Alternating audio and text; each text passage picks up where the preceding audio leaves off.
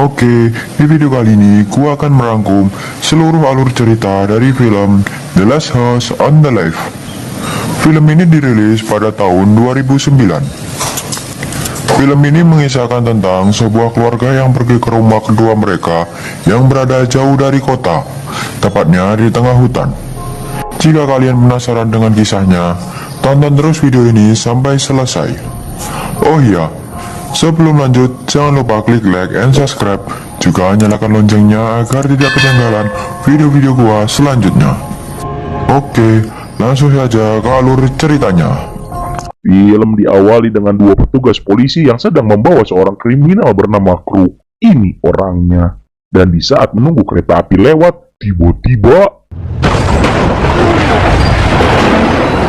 Ya, ada dua orang yang menabrak mobil polisi itu. Yang usut punya usut, mereka adalah Francis sang adik kandung Kruk. Dan ada juga Shadow pacar dari Kruk. Mereka semua sama-sama memiliki sifat brutal, suka membunuh dan berbuat jahat. Atau dalam bahasa ilmiahnya adalah manusia setengah setan. Dan itu dibuktikan ketika ada seorang petugas yang sudah tidak berdaya.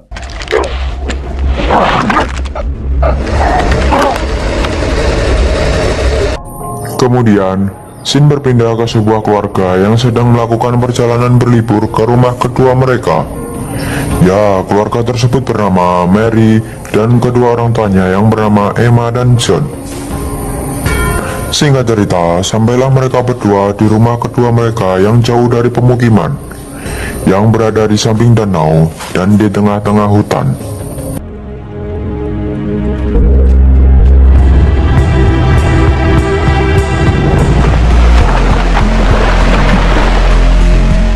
Setelah puas menikmati air, Mary pun izin ke orang tuanya untuk bertemu teman lamanya di kota. Bye, Dad. I'll see you guys later. Sesampainya di kota, Mary bertemu dengan teman lamanya yang bernama Peggy, yang memang bekerja menjadi kasir di toko setempat. Namun ketika sedang menunggu, datanglah seorang pria bernama Justin, yang dengan sekonyong-konyong menawarkan mereka berdua ganja. Mary yang anak baik-baik pun sempat tidak mau, namun karena Peggy anak yang bangor, dia pun memaksa Mary untuk ikut bersamanya.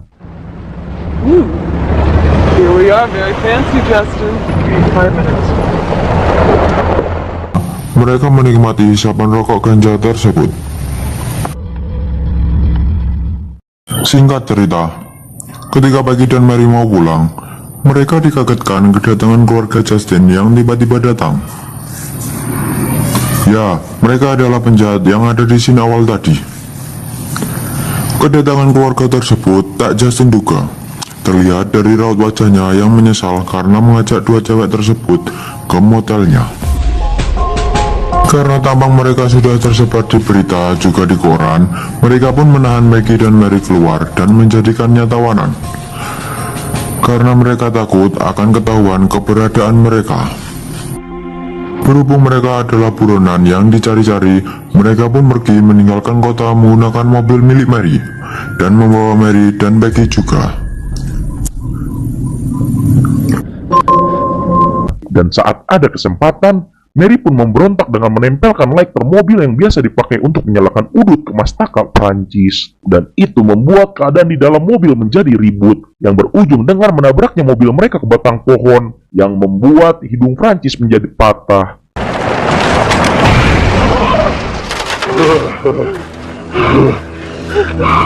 Mary dan Peggy sempat melarikan diri, namun aksi mereka berdua berhasil digagalkan dengan mudah. Kruk yang melihat Justin, sang anak yang kurang jantan, akhirnya menyuruhnya untuk melakukan pengenceritan paksa ke Mary. Namun karena tidak tega, Justin pun menolak. Dan itu membuat Peggy mengatakan sesuatu yang menghina, yang membuat Kruk emosi, dan dengan seenak jidat, Kruk dan Prancis menikam Peggy berkali-kali tepat di hadapan Mary.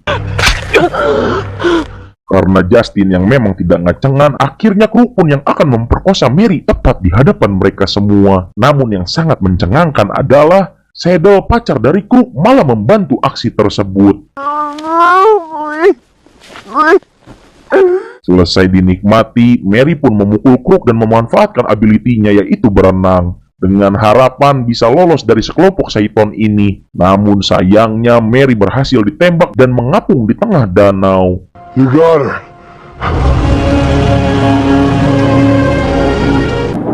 Singkat cerita, mereka pun meninggalkan mayat kedua wanita tersebut dan pergi mencari tempat berteduh karena sedang diguyur hujan yang sangat deras. Mereka pun pergi ke sebuah rumah yang tidak jauh dari sana dan memohon untuk menginap satu malam di sana. Mereka pun diperbolehkan dan disuruh tinggal sejenak di sana. Ternyata, rumah tersebut adalah rumah keluarga Mary yang mereka bunuh. Akan tetapi, keluarga tersebut tidak mengetahuinya dan menyambut mereka dengan sangat ramah. Singkat cerita, ketika Justin pergi ke dapur, ia melihat foto Mary dan ia pun sadar kalau itu adalah rumah Mary.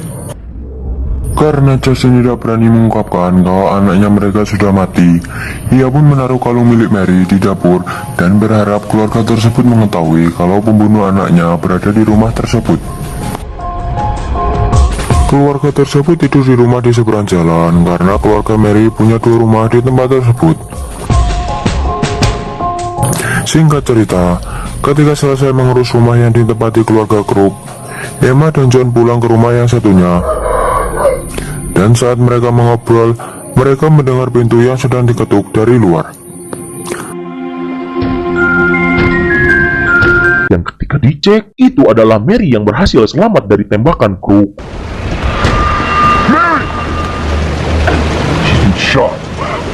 Get her inside. Saat itu juga, John langsung melakukan operasi kecil untuk mengambil timah panas yang ada di bahu Mary. Dan betapa kagetnya John ketika mengetahui anaknya telah menjadi korban pemerkosaan juga. Di saat itulah sang ibu sadar ketika melihat kalung milik Mary yang berada di dapur dan segera memberitahu kepada John bahwa merekalah pelakunya. Karena tahu mereka tidak akan menang melawan para penjahat itu, akhirnya John berinisiatif untuk membawa Mary dengan kapal yang entah di mana kuncinya.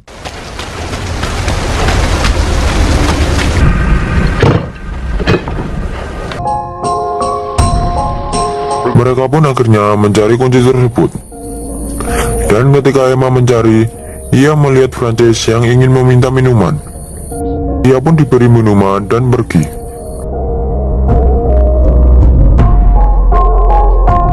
Frances pun kaget melihat terdapat Mary di rumah tersebut. Dan tiba-tiba dari arah belakang, Emma memukul Frances dan menusuknya dengan pisau. Akan tetapi, tusukan tersebut tidak terlalu dalam, sehingga tidak membuat Frances mati. Frances pun mencoba menyerang Emma balik, akan tetapi John datang dan mengejar Frances. Frances pun ditenggelamkan kepalanya di bak cucian piring, dan John memukulnya dengan palu milik Thor tepat di palanya. Setelah itu, mereka langsung menuju rumah sebelah yang ada Crook dan pacarnya yang sedang boboan. Namun ketika sampai di sana sudah ada Justin yang memegang pistol. Sempat berpikir bahwa Justin akan menembaknya, namun justru kebalikannya, Justin malah memberikan pistol itu kepada John untuk menembak Crook karena sudah lelah hidup dengan ayahnya yang PA ini. Namun sayang ketika menarik pelatuk, Shadow terbangun yang membuat keributan tidak bisa dihindari lagi.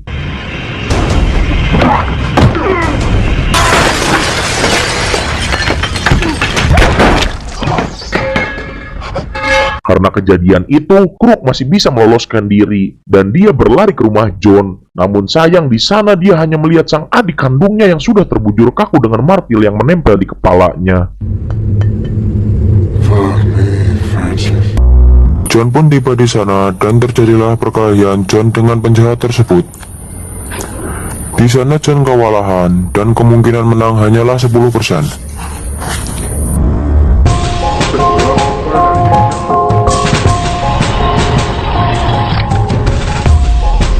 Tapi tiba-tiba dari arah belakang truk muncul Justin yang menodongkan pistol dan menembaknya. Namun yang lebih mencengangkan adalah Crook yang mencekik Justin dan menusuk dadanya dengan sebilah besi. Saat itulah Emma datang dengan langsung memukul kepala Crook dengan apar atau alat pemadam api ringan dan membuat Crook tidak sadarkan diri. Dan saat semua sudah berhasil dilumpuhkan, John, Emma, Mary, dan Justin pun pergi ke tempat yang aman dengan kapal. Sementara John kembali lagi ke rumah itu, bukan untuk menjenguk Kruk, melainkan untuk membius tengah badan Kruk yang membuat dia tetap sadar dan menyetel oven dengan suhu yang panas, lalu memasukkan kepala Kruk ke dalam oven. Lebok takusia. Tamat, ending yang sangat mengopenkan.